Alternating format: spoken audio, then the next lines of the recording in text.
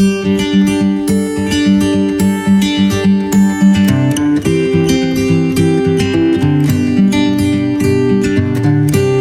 Good afternoon बच्चों, कैसे हो आप लोग?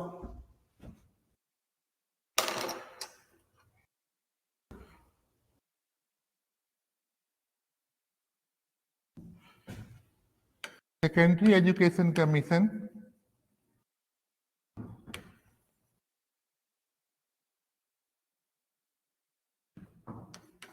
कमीशन 1952-53 या मुदालियर कमीशन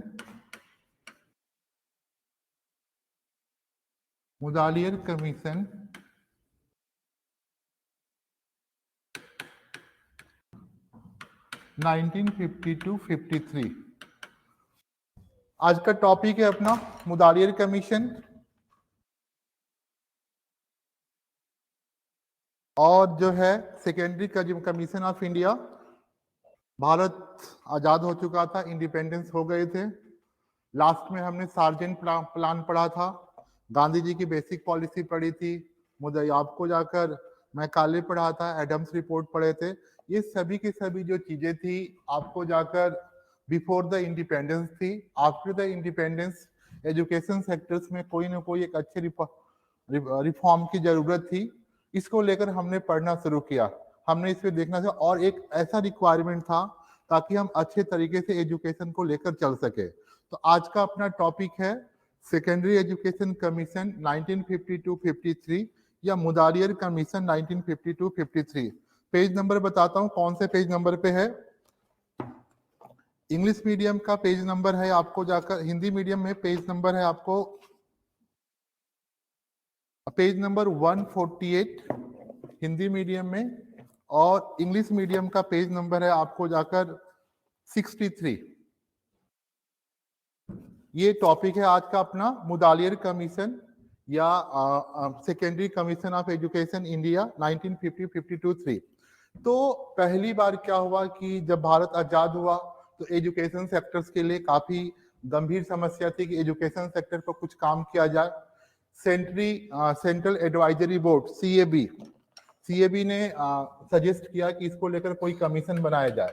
तो डॉक्टर ए लक्ष्मण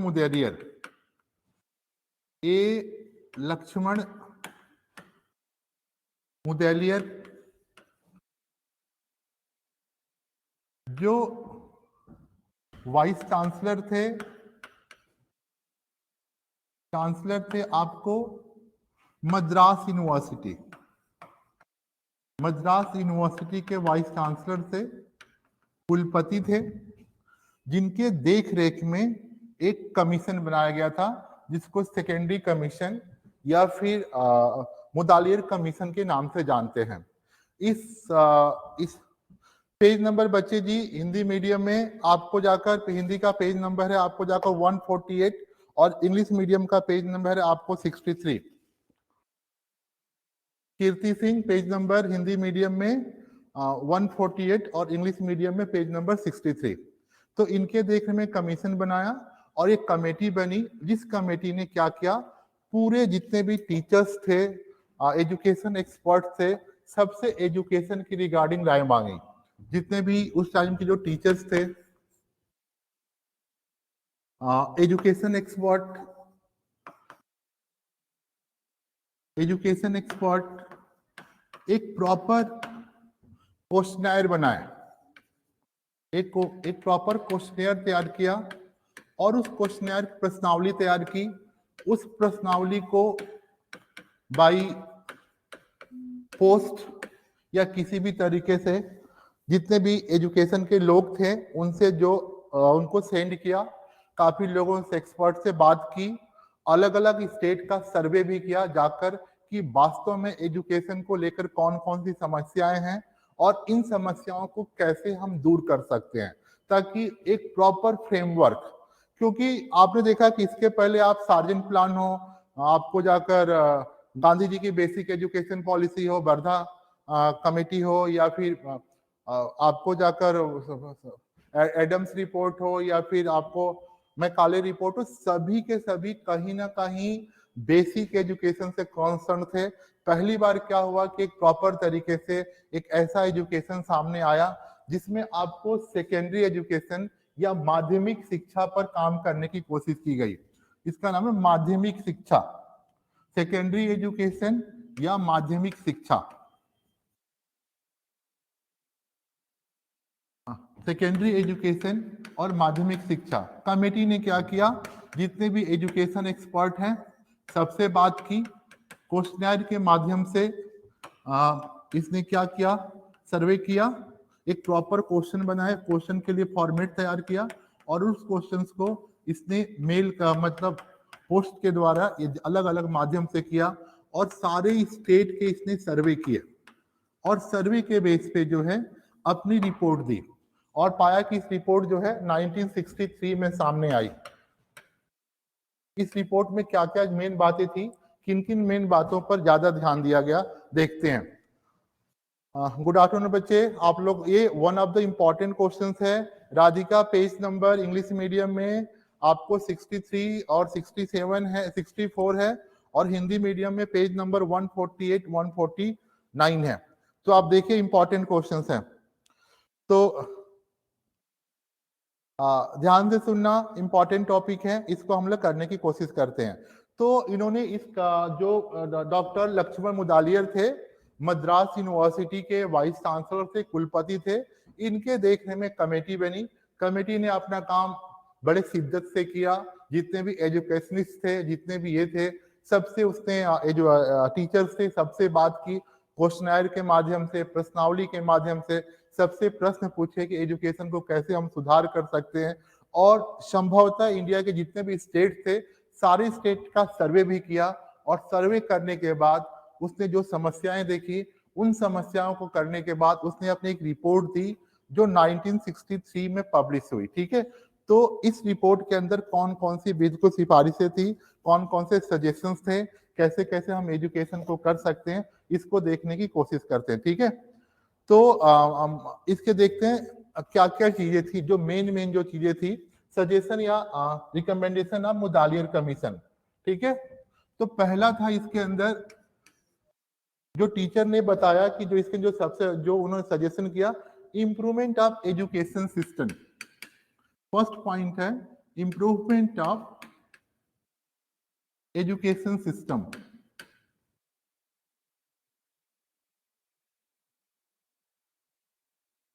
शिक्षा सिस्टम में बदलाव, शिक्षा तंत्र में विकास, शिक्षा तंत्र में विकास की बात कही कि शिक्षा तंत्र के अंदर इंप्रूव करने की जरूरत है। उसने पाया कि जो इंडिया का जो एजुकेशन सिस्टम है वो टीचर सेंटर्स है, ध्यान देना, टीचर सेंटर्स है, शिक्षक केंद्रित है। जो शिक्षक क्लास में जाता है बच्चों की बातों पे ध्यान नहीं देता और उस जो अपने मन में आता है पढ़ाकर चला आता है, बच्चों को समझ में आता नहीं आता या उनको क्या समस्याएं हैं इस बात को जानने की कोशिश नहीं कर रहा, ये समस्याएं थी। तो उसने सजेस्ट किया कि जो टीचर सेंटर एजुकेशन है, टीचर सेंटर एजुकेशन को चेंज करके इसको चाइल्ड सेंटर्ड किया जाए। ठीक है, चाइल्ड सेंटर्ड किया जाए, बाल केंद्रित शिक्षा किया जाए। मतलब जो भी कैरिकुलम या जो भी सिलेबस या कुछ भी बनाया जाता है बच्चों को ध्यान में रखकर बनाने की कोशिश की जाए, तब वो ज्यादा बेहतर होगा, उससे इंप्रूवमेंट की बात सोची जा सकती है। इसने सबसे पहली बात की, ठीक है, कि जो एजुकेशन है उसको टीचर सेंटर को लेकर और किया जाए। दूसरी चीज है जो एजुकेशन हो वो रियल लाइफ से कनेक्टेड हो, रियल लाइफ से कनेक्ट हो, रियल लाइफ से एजुकेशन को कनेक्ट करने की बात कही। अगर मान लो हम ऐसी चीजें पढ़ते हैं जो लाइफ में नहीं चलती, उनका कोई बहुत जितने भी एजुकेशन लेते हैं कहीं ना कहीं वो किताबों तक है, प्रैक्टिकल लाइफ में उनका ज्यादा प्रयोग नहीं होता। तो उसने बोला कि जो एजुकेशन दिया जाए वो रियल लाइफ से कनेक्टेड होनी चाहिए और एक्टिविटी बेस्ड होनी चाहिए, एक्टिविटी बेस्ड एजुकेशन होनी चाहिए। जो एजुकेशन हो वो एक्टिविटी बेस्ड हो, बच्चों को क्रियाकलाप के माध्यम से सिखाया जाए और जो भी मतलब करिकुलम है, जो भी पाठ्यक्रम है, वो बच्चों को ध्यान में रखकर बनाना, कि टीचर्स की तरह। तो ये बड़ी बात की जो एजुकेशन था वो टीचर सेंटर्ड है, टीचर सेंटर्ड से हटाकर उसको चाइल्ड सेंटर्ड किया जाए, बाल केंद्रित किया जाए, और एजुकेशन को रियल लाइफ से कनेक्ट किया जाए, और एजुकेशन को एक्टिविटी बेस्ड किया जाए। उसने सबसे पहली बात बोली कि इम्प्रूवमेंट इन एजुकेशन सिस्टम, ये काफी जरूरत था जिसके लिए उसने सिफारिशें की। ठीक है, सेकेंड पॉइंट है इम्प्रूवमेंट इन एग्जामिनेशन। ठीक है, सेकेंड पॉइंट था इसके अंदर improvement in examination, improvement in examination system, meant in examination system.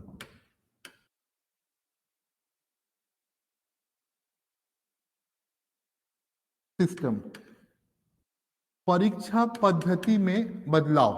ठीक है, परीक्षा पद्धति में बदलाव।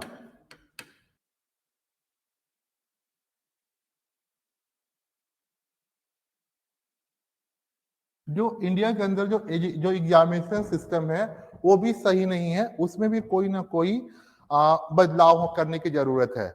उन दिनों क्या था कि ऐसे टाइप क्वेश्चन पूछे जाते थे, मतलब ऐसे टाइप क्वेश्चंस होते थे, निबंधात्मक प्रश्न होते थे जो कि किसी को जज नहीं करते।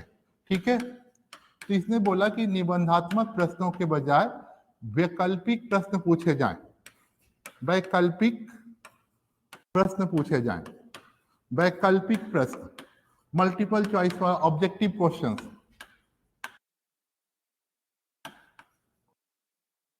इसकी वजह उसने बताया कि जो 1953 में क्या हुआ, 1952-53 में कमीशन बना था और कमेटी बनी थी, और कमेटी ने अपनी रिपोर्ट जो है 1963 में दी थी। ठीक है, तो इस तरह से उसने करने की कोशिश किया। पहला हमने पढ़ाया था एजुकेशन सिस्टम, दूसरा जो है एग्जामिनेशन सिस्टम में बताया कि एग्जामिनेशन जो सिस्टम है वो ऐसे टाइप क्वेश्चन ना पूछकर आपको वैकल्पिक या ऑब्जेक्टिव प्रश्न पूछे जाए। इसकी उसने वजह बताई। जो पहले क्या होता है, एग्जाम में बड़े बड़े क्वेश्चन पूछे जाते थे, अभी भी कॉलेज में 5 क्वेश्चन पूछे जाते हैं कि नहीं 5 प्रश्नों के उत्तर दो, तो स्कूल लेवल पे भी था कि बड़े बड़े क्वेश्चन जाएंगे। तो उसने बताया कि जो ऐसे टाइप क्वेश्चंस होते हैं उसको टीचर ढंग से पढ़ते नहीं है, चेक करने वाले को कोई इंटरेस्ट नहीं होता ढंग से पढ़ने के लिए, थोड़ा बहुत ओवरलुक किया, नंबर देकर चला गया। और दूसरी चीजें हैं, उसमें लाइन जो है रिपीटेटिव होती है, तो बार बार रिपीट होने की वजह से जो सही चीजें होती है वो जज नहीं होती। तो उसने बोला कि अगर वास्तव में ये जो बच्चों ने स्टडी की है कि नहीं की है, पढ़ाई की है कि नहीं की है, अगर इसको चेक करना है तो उनसे हमने ऑब्जेक्टिव टाइप क्वेश्चंस या वैकल्पिक प्रश्न पूछे जाने चाहिए, जिनके द्वारा हम इस बात को जज कर सकते हैं कि बच्चों के पास नॉलेज है कि नहीं है। ठीक है, इस तरह की बात उसने बोली। ठीक है, मल्टी चॉइस क्वेश्चंस होने चाहिए। उसके बाद नो एक्सटर्नल एग्जाम। ठीक है, नो एक्सटर्नल एग्जाम, बाह्य परीक्षा नहीं होनी चाहिए। बाह्य परीक्षा का मतलब था बोर्ड एग्जाम से। पहले क्या होता था कि सेंटर पढ़ते थे, बच्चे दूर दूर जाते थे, तो उनको लिए बार बार बोर्ड एग्जाम देना पड़ता था। तो ये चीजें नहीं है, नो बोर्ड एग्जाम। उसके बाद बोला कि अगर हो external, board exam should be conducted one time in year, board exam should be conducted one time in school time, one time in school period, should be conducted in one time in school period। मतलब school में केवल एक बार board का exam होना चाहिए, बार बार नहीं होने चाहिए। जैसे मान लो जब 10th का एग्जाम हो रहा है तो उस टाइम बोर्ड का एग्जाम होना चाहिए। मतलब पहले क्या होता, 8वीं भी बोर्ड होता था, 9वीं भी बोर्ड होता था, सारे एग्जाम जो 5 के बाद सारे बोर्ड के, 5th के बाद सारे बोर्ड के एग्जाम होते थे। तो उसने बोला कि ऐसे वैसे बार बार बोर्ड एग्जाम नहीं होने चाहिए और इस तरह से एग्जाम होना चाहिए। और जो है इस बात को ना ज्यादा इंप्रूवमेंट थी। ठीक है, उसके बाद नेक्स्ट इसने सजेस्ट किया कि ग्रेडिंग सिस्टम होनी चाहिए। पहला पॉइंट पढ़ा था हमने कि भाई इंप्रूवमेंट ऑफ एजुकेशन सिस्टम, दूसरा पॉइंट है इंप्रूवमेंट इन आपको एग्जामिनेशन सिस्टम, परीक्षा पद्धति में बदलाव, जो ऐसे टाइप क्वेश्चंस होते हैं उनके जगह आपको वैकल्पिक या ऑब्जेक्टिव क्वेश्चन पूछने चाहिए। इसकी वजह उसने बताया कि जो ऐसे टाइप क्वेश्चंस होते हैं, जो निबंधात्मक प्रश्न होते हैं, उसको टीचर ढंग से पढ़ते नहीं और बच्चे भी उसमें रिपीटेटिव लाइन, बार बार एक ही लाइन को लिखते हैं, जिससे आंसर की वर्थ नजर नहीं आती। तो एग्जामिनेशन को वैकल्पिक करना चाहिए, ऑब्जेक्टिव प्रश्न करना चाहिए, मल्टीपल चॉइस क्वेश्चन होने चाहिए, जिससे पता चलता है कि बच्चे ने पढ़ाई है कि नहीं की है। और दूसरी बात, बोर्ड एग्जाम बार बार कंडक्ट नहीं होने चाहिए। लाइफ में मतलब स्कूल पीरियड में केवल एक बार बोर्ड एग्जाम होने चाहिए। पहले क्या होता था, एवरी ईयर बोर्ड एग्जाम होते थे। तो इस बात को भी उसने मना किया, इसमें बात सेंड करने की कोशिश की। नेक्स्ट पॉइंट है फोकस ऑन ग्रेडिंग सिस्टम। ठीक है, देखो 1952-53 में ग्रेडिंग सिस्टम की बात कही गई। Focus on grading system, focus on grading system. Board ने सजेस्ट किया कि मतलब ग्रेडिंग सिस्टम को लागू करना चाहिए, क्योंकि किसी के वन डे के एग्जाम के बेस पे हम ये नहीं बोल सकते कि वो पढ़ने में अच्छा है कि बुरा है। जो एग्जाम होता है आपका उस टाइम का माइंड लेवल होता है। ठीक है, किसी वजह से आप मेंटली परेशान हो और आप एग्जाम देने चले गए, तो अगर आपकी परफॉर्मेंस बुरी हो जाती है, आपकी परफॉर्मेंस सही नहीं होती, इसका मतलब आप पढ़ने में बेकार हो, ऐसा कुछ नहीं है। तो उसने बोला कि ग्रेडिंग सिस्टम होना चाहिए। ग्रेडिंग सिस्टम में पूरे साल बच्चों की जो डेवलपमेंट है उसको इवेल्युएट करके, उसका मूल्यांकन करके उसको नेक्स्ट क्लास में प्रमोट करना चाहिए। ठीक है, देखो अगर 1952 में 53 में जो अभी सीसी सिस्टम लागू हुई थी, सीसी सिस्टम भी ग्रेडिंग सिस्टम थी, तो अगर कोई इस तरह की बात कर रहा है तो बहुत बड़ी बात है। मतलब एजुकेशन के फील्ड में एक जबरदस्त चेंज लाने की कोशिश की गई। जब भारत की गवर्नमेंट ने ऐसी कोशिश की तो काफी इंप्रूवमेंट वाली बात थी। बोले कि आपको ग्रेडिंग सिस्टम को लॉन्च करना चाहिए और जो बार बार जो फाइनल एग्जाम के बेस पे किसी को प्रमोट नहीं करना चाहिए, उसके पूरे साल को एवेल्युएट करना चाहिए, ताकि बेस पे जैसे सिस्टम में होता था, FA1 होता है, FA2 होता है, फिर SA1 होता था, फिर उसके बाद FA3 formative assessment 3, formative assessment 4 और SA2 समेटिव असेसमेंट 2। इस तरह के डेवलपमेंट के बेस पे बच्चों को इवेल्युएट किया जाता था और नेक्स्ट ईयर में प्रमोट किया जाता। तो बोर्ड ने भी सजेस्ट किया कि ग्रेडिंग सिस्टम को लॉन्च करना चाहिए और इस बात को प्रॉपर फोकस करके डेवलपमेंट करने की कोशिश करनी चाहिए, ताकि बच्चों के अंदर होनी चाहिए। और दूसरी बात बोले कि कंपार्टमेंट और सप्लीमेंट्री एग्जाम होनी चाहिए। कंपार्टमेंट एंड सप्लीमेंट्री एग्जाम और सप्लीमेंट्री एग्जाम। ठीक है, सप्लीमेंट्री एग्जाम मतलब इन केस अगर कोई बच्चा एग्जाम में बैठ नहीं पाता तो बच्चा फेल ना हो जाए या उसका साल बर्बाद ना हो जाए, उसको नेक्स्ट ईयर में अगर किसी वजह से तो कंपार्टमेंट और सप्लीमेंट्री एग्जाम लेकर उसको नेक्स्ट ईयर में प्रमोट कर दिया जाए। थोड़ा सा मैं बुक से हटके पढ़ा रहा हूँ ताकि आपको पेपर देने में आसानी हो। ठीक है, थोड़ा सा आपके बुक से मैंने अलग करके बताने की कोशिश की है ताकि आप आंसर ढंग से लिख पाओ। ठीक है,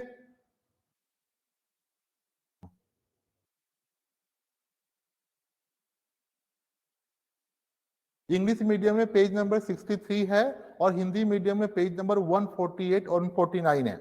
बच्चों जी, आपके बुक में जो ऐसे लिखा हुआ है उस ऐसे लिखने में, आंसर लिखने में थोड़ी परेशानी होगी, तो मैंने इसको थोड़ा सिंपल करने की कोशिश की है कि पहले आप टॉपिक को इंट्रोडक्शन दो और पॉइंट वाइज 8-10 पॉइंट लिखकर उसके बाद अंत में कंक्लूजन दे दोगे तो आपका आंसर एक अच्छा आंसर बन सकता है।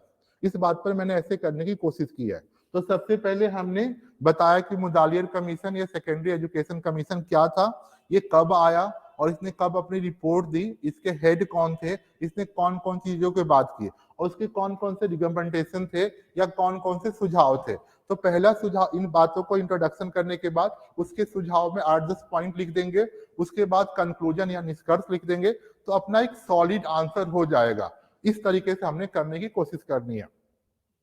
पहला पॉइंट मैंने बताया कि आपको जो है एग्जामिनेशन सिस्टम में improve, sorry teachers education system में इम्प्रूव करना चाहिए, जो टीचर सेंटर्ड ना होकर चाइल्ड सेंटर्ड होना चाहिए।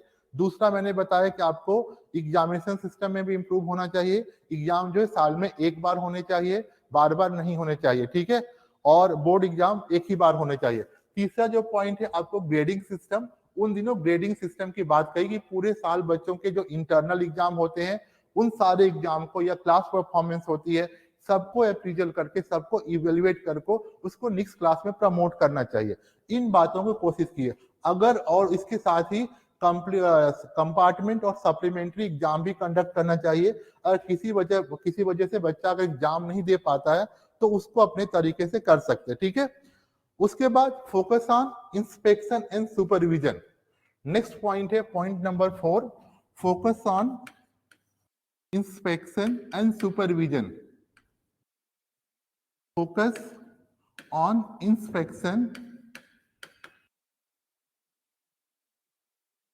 and supervision.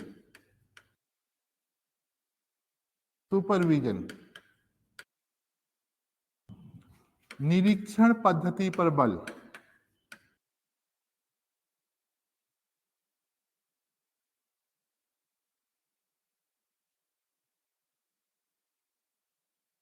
कमेटी ने सजेस्ट किया कि एग्जामिनेशन सिस्टम को या एजुकेशन सिस्टम को ढंग से चलाने के लिए एजुकेशन इंस्पेक्टर अपॉइंटमेंट किए जाए।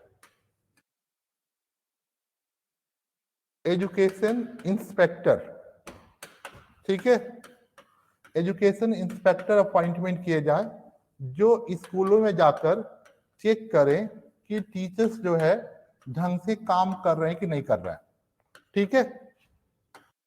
स्कूल के टीचर्स के वर्किंग को चेक करें।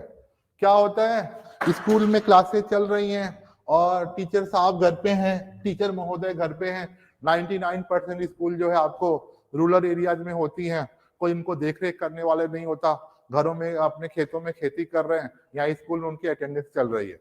तो इस तरह से जो है एजुकेशन सिस्टम को इम्प्रूवमेंट नहीं करना चाहिए। मतलब किसी भी काम को अगर आप चाहते हो कि परफॉर्मेंस अच्छी हो तो उसको वॉच करना कंपलसरी है। तो इसने बोला कि जो टीचर्स हैं इन सिस्टम को, स्कूल के या एजुकेशन सिस्टम को इम्प्रूव करने के लिए focus on inspection and supervision और इंस्पेक्शन को मोटिवेट करना चाहिए।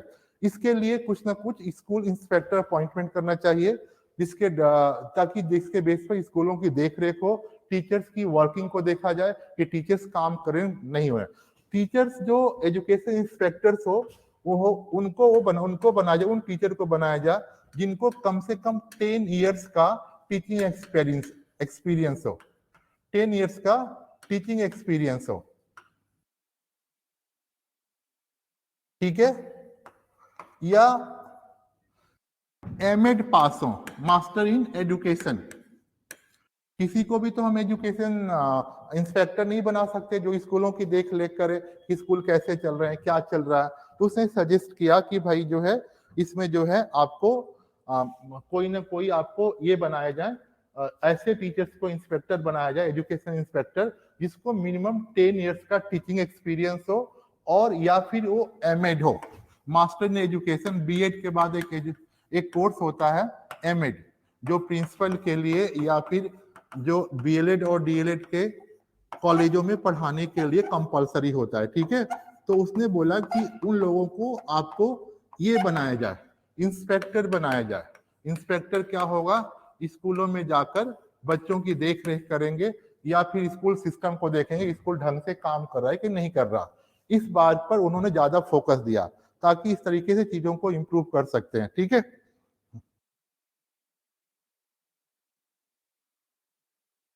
ठीक है, इस पॉइंट का टॉपिक है focus on inspection and supervision, ठीक है।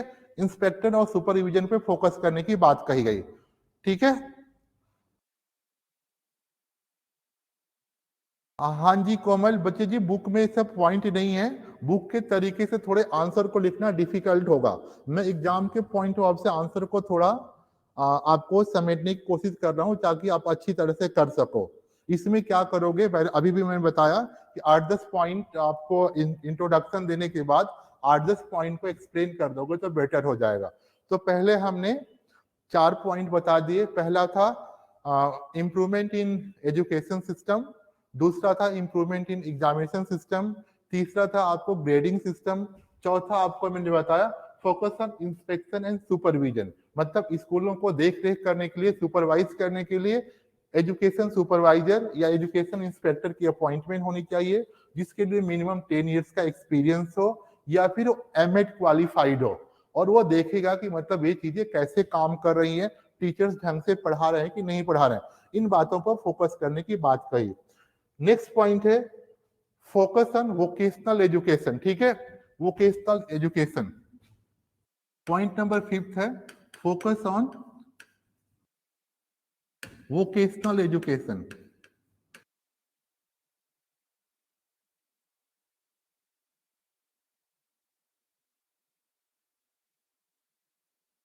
वोकेशनल एजुकेशन, एजुकेशन व्यवसायिक शिक्षा, व्यावसायिक शिक्षा। देखो जो एजुकेशन है उसका मेन जो एम है लाइवलीहुड प्रोवाइड करना, बच्चों लोगों को कोई ना कोई रोजगार देना कि जिसके बेस पे कोई ना कोई काम कर सके। तो इंडिया की जो एजुकेशन सिस्टम क्या उस दिन क्या आज भी कहीं ना कहीं एमलेस है। हम लोग ग्रेजुएशन कर लेते हैं, पोस्ट ग्रेजुएशन कर लेते हैं, सारी एजुकेशन ले लेते हैं, लेकिन हमें पता ही नहीं होता करना क्या है, ठीक है। तो ये समस्या आज की नहीं है, ये समस्या शुरू से चली आती है। रीजन बिहाइंड इट क्या कि जो रिसोर्सेस हैं और जो पॉपुलेशन है कभी एक दूसरे से मैच नहीं करते, रिसोर्सेस काफी कम है कंपेयर टू रिक्वायरमेंट, ठीक है। इस वजह से उन्होंने बोला कि बच्चों को कोई ना कोई उस दिनों जो है एजुकेशन सिस्टम, कोई ना कोई वोकेशनल एजुकेशन दिया जाए, व्यवसायिक शिक्षा दिया जाए कि स्कूल छोड़ने के बाद बच्चे कोई ना कोई अपनी रोजी रोटी या अपना ना कोई लाइवलीहुड, कोई ना कोई रोजगार कर सके। जैसे आपको कारपेंटरी है, कारपेंटरी है आपको जाकर, उसके बाद गार्डनिंग है, एग्रीकल्चर है, एग्रीकल्चर है, इस तरह के आपको लेदर वर्क है, जैसे आईटीआई या इस तरह की जो ट्रेनिंग दी जाती है ना कोई टेक्निकल हैंड बनाना, ताकि उनके उनके हैंड में कोई ना कोई काम हो, कोई ना कोई उनके पास टेक्निकल शिक्षा हो, जिसके वर्क हो, जिसके बेस पे वो काम करके अपनी लाइवली को, अपनी जीविका को चला सके, लाइफ को जी सके, उनको कोई प्रॉब्लम नहीं हो। ये एक मेन पॉइंट था कि अगर 1952 में 53 में अगर वोकेशनल एजुकेशन की बात कही रही है, कंप्यूटर तो थी नहीं उन दिनों, तो इस बात कहा जा रहा है तो अपने आप में बड़ी बात थी, मतलब लोगों को कोई ना कोई सेल्फ इंडिपेंडेंट, आत्मनिर्भर बनाने की कोशिश की जा रही थी, अपने आप में ये भी बहुत थी। ये आपके 5 पॉइंट हो गए। छठे पॉइंट पे चलते हैं। छठा जो पॉइंट है इसके अंदर जो इंपॉर्टेंट पॉइंट है आपको फोकस ऑन टेक्स्ट बुक, ठीक है, focus on text book. Point number 6 है focus on text book. Text book education में टेक्स्ट बुक्स का काफी इंपॉर्टेंट रोल होता है। इसने बोला कि जो बुक्स को जो है फ्रीक्वेंटली चेंज नहीं करना चाहिए, ठीक है, फ्रीक्वेंटली जो है टेक्स्ट बुक को चेंज नहीं करना चाहिए। फ्रीक्वेंटली को टेक्स्ट बुक चेंज करने से टीचर्स और स्टूडेंट दोनों को ही प्रॉब्लम होती है, ठीक है, टीचर स्टूडेंट बार बार बुक को बदलने से दोनों को प्रॉब्लम फेस करनी पड़ती है। होता क्या है, बुक्स को पढ़ाने के लिए टीचर्स को भी प्रॉब्लम होती है, टीचिंग में भी प्रॉब्लम होती है, क्योंकि टीचिंग पैटर्न जब तक समझते हैं तब तक बुक चेंज हो जाती है, और स्टूडेंट को भी इसमें प्रॉब्लम होती है। तो बोर्ड ने, कमेटी ने सजेस्ट किया कि फ्रीक्वेंटली जो है बुक्स को चेंज नहीं किया गया, ठीक है, ना नहीं होना चाहिए। मिनिमम जो है 10 इयर्स के बाद बुक्स को चेंज करना चाहिए, ठीक है। 10 इयर्स, अभी भी सीबीएसई जो है 10 इयर्स से पहले बुक को चेंज नहीं करती। बुक को चेंज करने के लिए कम से कम 10 इयर्स के 10 इयर्स के पीरियड के बाद ही बुक चेंज किया जाता है, नहीं तो दोनों में से कोई भी उससे फेमिलियर नहीं हो पाता, उन चीजों को बेहतर नहीं समझ पाता। तो बोर्ड ने इस बात को सजेस्ट किया कि जो है बुक फ्रिक्वेंटली चेंज नहीं होनी चाहिए, आफ्टर 10 इयर्स बुक चेंज होनी चाहिए। बुक के अंदर आपको पॉलिटिक्स, हाँ, पॉलिटिक्स, कास्टिज्म,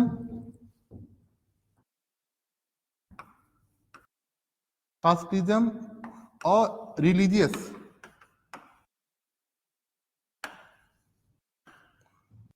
की बात नहीं होनी चाहिए। राजनीति, जातिवाद और संप्रदायवाद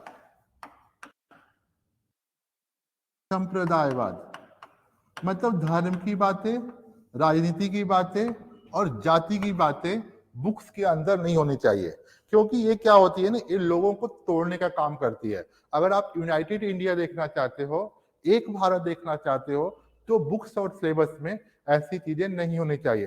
पॉलिटिक्स से रिलेटेड, रिलीजन से रिलेटेड और कास्ट से रिलेटेड, जाति से रिलेटेड कोई भी बात नहीं होनी चाहिए।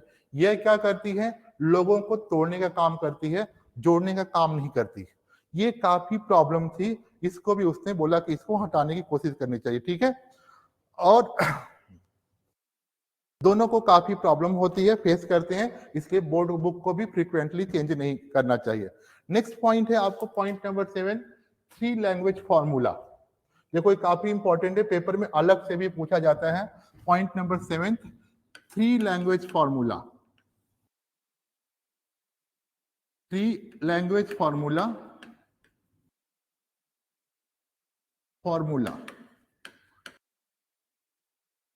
त्रिभाषीय सूत्र,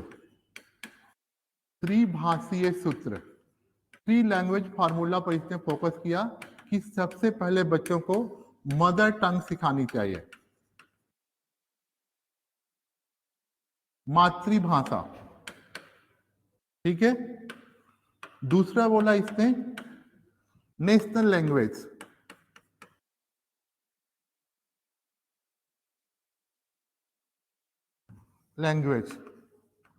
आपको हिंदी, राष्ट्रीय भाषा।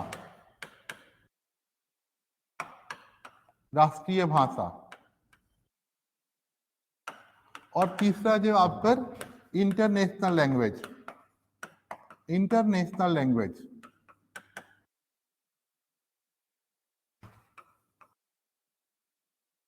अंतरराष्ट्रीय भाषा, प्रिय भाषा। त्रिभाषीय में मदर टंग में कोई भी अपनी रीजनल लैंग्वेज हो सकती है, क्षेत्रीय भाषा हो सकती है, पंजाबी, हिंदी, बंगाली, कुछ भी। नेशनल लैंग्वेज बोला कि हिंदी सिखानी चाहिए, और कोई इंटरनेशनल लैंग्वेज सीखना चाहता है तो उसे इंग्लिश सिखाई जाए। तो मतलब मीडियम को लेकर भी काफी एजुकेशन सिस्टम में या जितने भी कमेटी बनी उनके बीच में इशू होता था। तो इस कमेटी ने, मुदालिर कमेटी ने, कमीशन ने बताया सेकेंडरी कमीशन में कि 3 लैंग्वेज फार्मूला लगाओ। मदर टंग, मातृभाषा जिसको बच्चों को बेसिक चीजें सिखाई जाए, उसके बाद जो है नेशनल लैंग्वेज हिंदी सिखाई जाए, और तीसरी भाषा आपको इंटरनेशनल लैंग्वेज अंग्रेजी सिखाई जाए, इंग्लिश सिखाई जाए। ये फार्मूला को उसने लगाने की कोशिश की, जो अपने आप में काफी सक्सेसफुल फार्मूला था, और इसी के बेस पे आज भी एजुकेशन सिस्टम इंडिया का चलता है। 3 लैंग्वेज फार्मूला, त्रिभाषीय सूत्र, त्रिभाषीय mother tongue, national language Hindi और इंटरनेशनल लैंग्वेज इंग्लिश। काफी इंपॉर्टेंट टॉपिक है, ये पेपर में अलग से भी पूछा जाता है कि explain 3 language formula, short note में पूछा जा सकता है। तो इस बात की बात कही गई थी, इसको लगा सकते हैं, इससे डेवलपमेंट की जा सकती है। उसके बाद है focus on syllabus. Next point है point number 8, focus on syllabus. Point number 8 है focus on syllabus,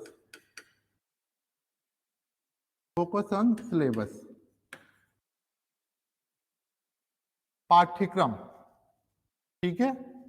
focus on syllabus को कैसे चेंज करोगे, इसने जो 11 टू, जो ये स्कूल होते हैं आपको 11 टू 17 ईयर्स के लिए होते हैं, 11 टू 17 ईयर्स। इसमें इसने इन्होंने बताया कि 11 टू 14 ईयर्स कंपल्सरी एजुकेशन होना चाहिए, 11 टू 14 ईयर्स कंपल्सरी एजुकेशन होना चाहिए, कंपल्सरी एजुकेशन, ठीक है।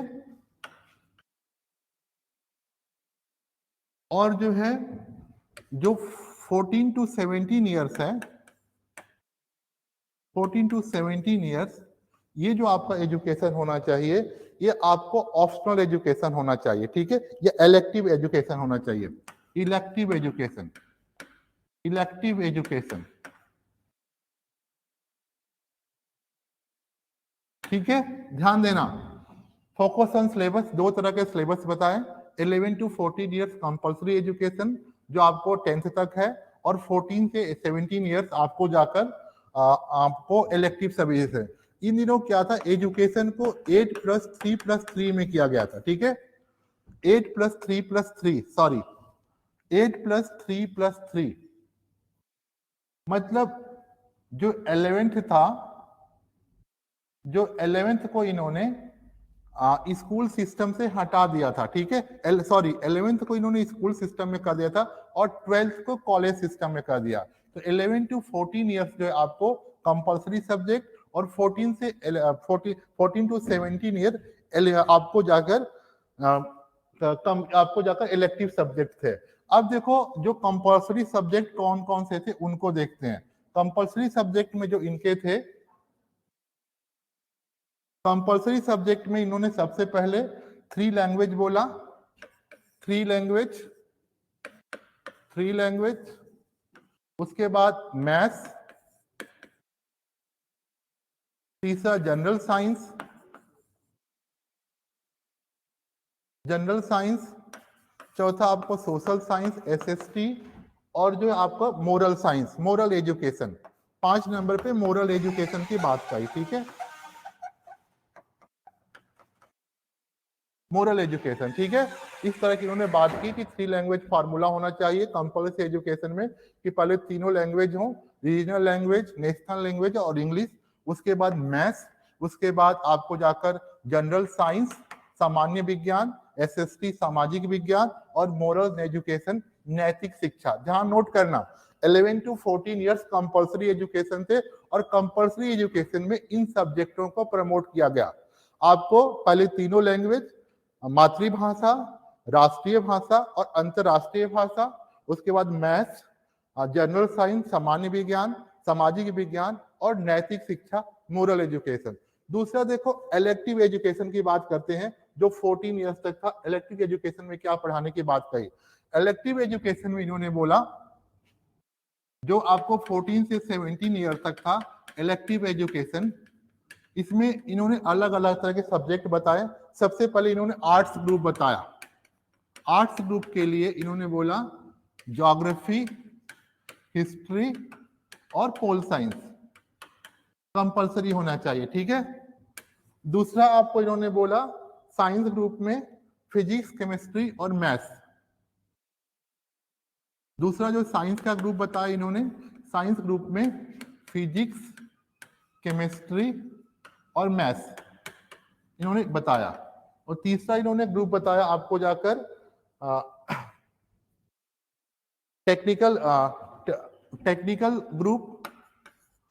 टेक्निकल ग्रुप में इन्होंने बताया तकनीकी, जिसे तकनीकी बोलते हैं, इन्होंने बताया अप्लाइड मैथ्स और applied science, applied maths and applied science.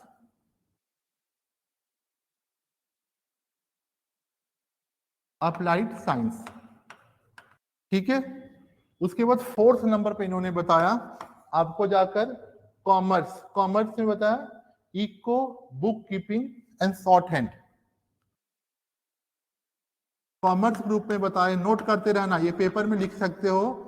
Commerce group में बताया इकोनॉमिक्स, आपको शॉर्ट हैंड, बुक कीपिंग, लेखा बही खाता जो बोलते हैं, बुक कीपिंग और शॉर्ट हैंड, ठीक है, शॉर्ट हैंड, इस तरह की बातें बताई। 5th जो है आपको जाकर इन्होंने इस तरह से फाइन आर्ट और म्यूजिक का भी कोर्स बताया इन्होंने। फाइन आर्ट्स,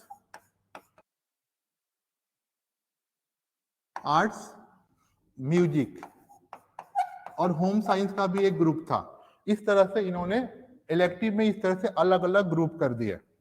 होम साइंस में आपको बायोलॉजिकल साइंस और होम साइंस था, लाइफ साइंस था, लाइफ साइंस और बायोलॉजिकल साइंस, साइंस और बायोलॉजिकल साइंस। इस तरह इन्होंने इलेक्टिव ग्रुप में अलग अलग ग्रुप बनाए। आर्ट में हिस्ट्री, ज्योग्राफी, पॉलिटिकल कंपलसरी था। इन पॉइंट को सर, इन कोमल इन पॉइंट को लिखोगे कि फोकस ऑन सिलेबस। सिलेबस में दो तरह के पॉइंट थे, एक कंपलसरी एजुकेशन जो 11 टू 17 ईयर्स तक था। 11 टू 14 ईयर्स आपको कंपलसरी एजुकेशन था, जिसके अंदर आपको 3 लैंग्वेज, मैथ, साइंस, एसएसटी था। और आपको दूसरा जो था इलेक्टिव एजुकेशन या ऑप्शनल शिक्षा जो थी, इसके अंदर जो आपको आर्ट्स में ज्योग्राफी, हिस्ट्री, पोल साइंस, आपको जो है साइंस में फिजिक्स, केमिस्ट्री, मैथ्स, उसके बाद टेक्निकल में applied maths and applied science, उसके बाद कॉमर्स में economics, book keeping, short hand. इस तरह से सब्जेक्ट इन्होंने डाले, म्यूजिक, आर्ट करके डालने की कोशिश की। इस तरह के हम मेंटेन करके लिख सकते हैं। ये आपका पॉइंट नंबर 8 था। इस तरह से 8 पॉइंट लिखे। उसके बाद नेक्स्ट पॉइंट देखते हैं इसमें जो इंपॉर्टेंट है लिखने के लिए, कि प्रिंसिपल ऑफ करिकुलम, करिकुलम कैसे, पाठ्यक्रम कैसे बनाया जाए। नेक्स्ट पॉइंट 9 पॉइंट बहुत है, principal on curriculum, curriculum. Point number 9 है प्रिंसिपल ऑफ करिकुलम, कुलम, जो पाठ्यक्रम कैसे बनाए जाए।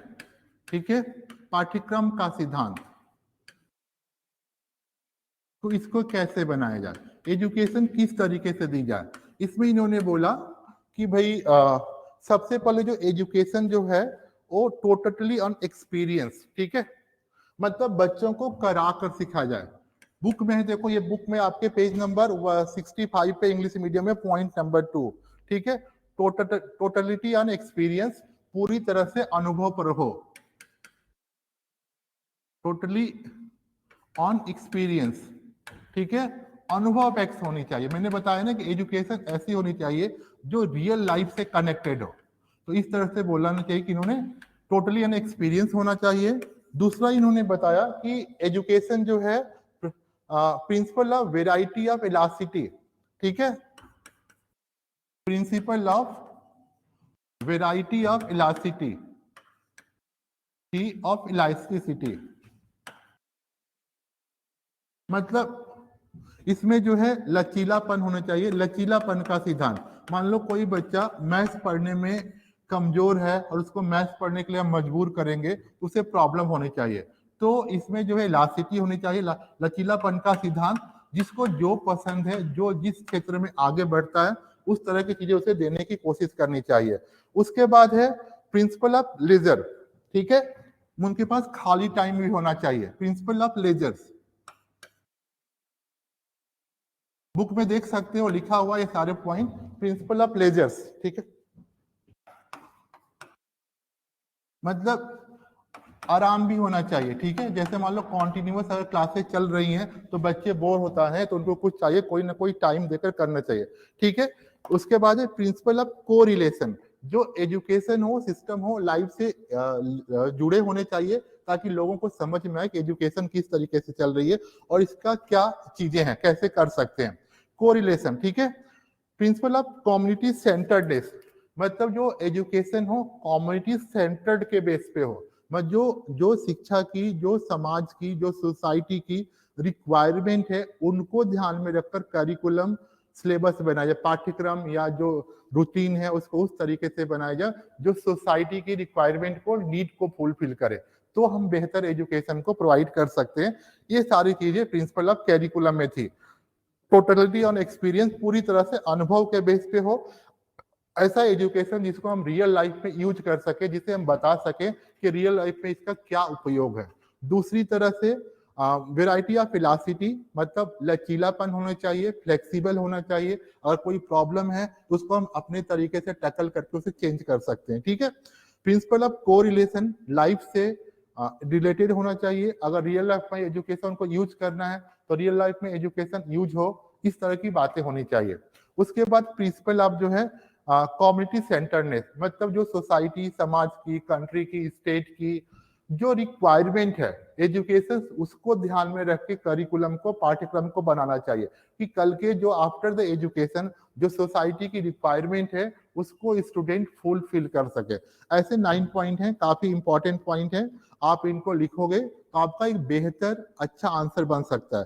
सबसे पहले आपको मैंने जैसे इंट्रोडक्शन बताया कि मुदालियर कमीशन क्या था, मुदालियर मिस्टर एल मुदालियर कौन थे, इन्होंने क्या किए, क्या रिपोर्ट दिया, और जैसे जैसे मैंने पॉइंट बताया कि मैं फोकस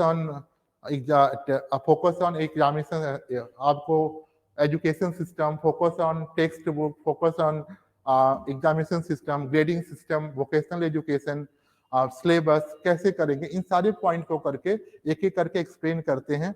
ग्रेडिंग सिस्टम में ग्रेडिंग को बच्चे हिंदी में ग्रेडिंग ही लिखना पड़ेगा, ग्रेडिंग के लिए वैसे सही वर्ड नहीं होता, तो ग्रेडिंग लिखोगे तो ज्यादा सही रहेगा। ठीक है, हिंदी में क्या लिखते हैं ग्रेडिंग, इस तरह से पॉइंट वाइज लिखेंगे तो बेटर होगा। ग्रेड प्रणाली, हाँ ऐसे लिख सकते हो, ग्रेड प्रणाली, good. Sonapuri, very nice, grade प्रणाली लिख सकते हो। Please point number 5, point number 5 क्या था इसी का, ग्रेडिंग सिस्टम, मेरे ख्याल से पॉइंट नंबर पॉइंट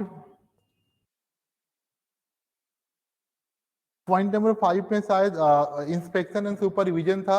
इंस्पेक्शन और सुपरविजन में मैंने बताया था कि भाई एजुकेशन इंस्पेक्टर होने चाहिए, जो बच्चों को स्कूल में जाकर टीचर्स को देखे, टीचर्स कैसे काम करें कि नहीं काम करें, उसको प्रॉपर तरीके से एक्सप्लेन करे। ठीक है, थर्ड पॉइंट था आपको जाकर इंस्पेक्ट ग्रेडिंग सिस्टम था, ग्रेडिंग सिस्टम में इस तरह से कर सकते हो। तो इन तरह से मैंने बताया। सर अभी अच्छे से समझ में नहीं आया, कौन सा या कोमल कौन सा पॉइंट समझ में नहीं आया? यशिका पॉइंट नंबर 5 बताइए क्या था पॉइंट नंबर 5 में, मैं फिर से एक्सप्लेन कर देता हूं।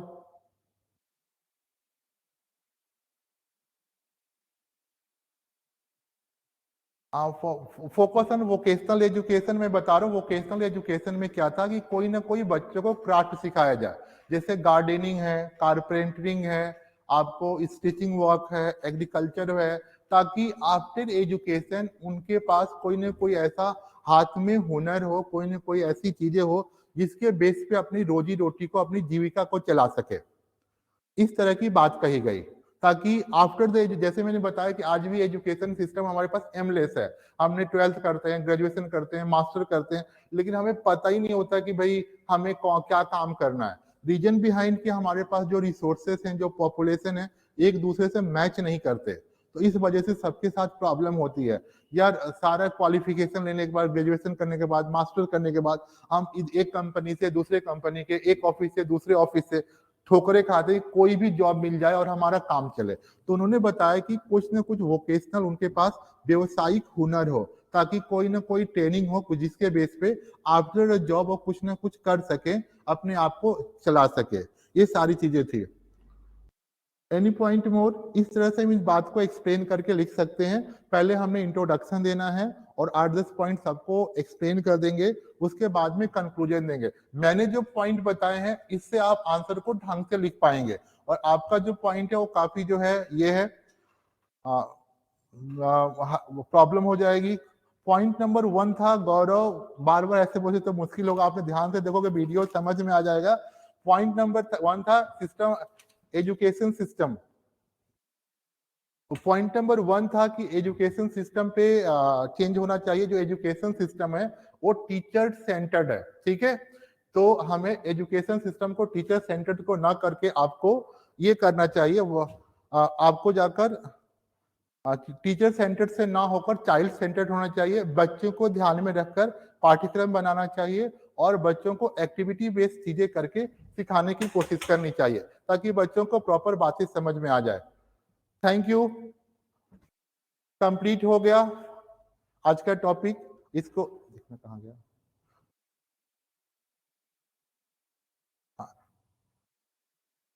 तो एक मिनट रुकिए बस। तो इस पॉइंट को आप देख सकते हो। सबसे पहले हमने इंट्रोडक्शन देना है, एक एक करके हमने 9-10 पॉइंट बताए, सारे पॉइंट को लिखोगे और बाद में कंक्लूजन या निष्कर्ष दोगे तो आपका एक प्रॉपर आंसर हो जाएगा। गौरव क्लियर? पॉइंट नंबर 1 था ये टीचर सेंटर्ड ना होकर चाइल्ड सेंटर्ड एजुकेशन होना चाहिए, ठीक है। और नो एक्सटर्नल एग्जाम की बार बार, जो पहले क्या होता है बार बार बोर्ड के एग्जाम होते थे यामिनी, तो बार बार बोर्ड एग्जाम नहीं होने, स्कूल टाइम में केवल एक बार बोर्ड का एग्जाम होना चाहिए। ये आपको फोकस ऑन एग्जामिनेशन सिस्टम में था, इस तरह से हम बात को कर सकते हैं। Okay, completed, thank you.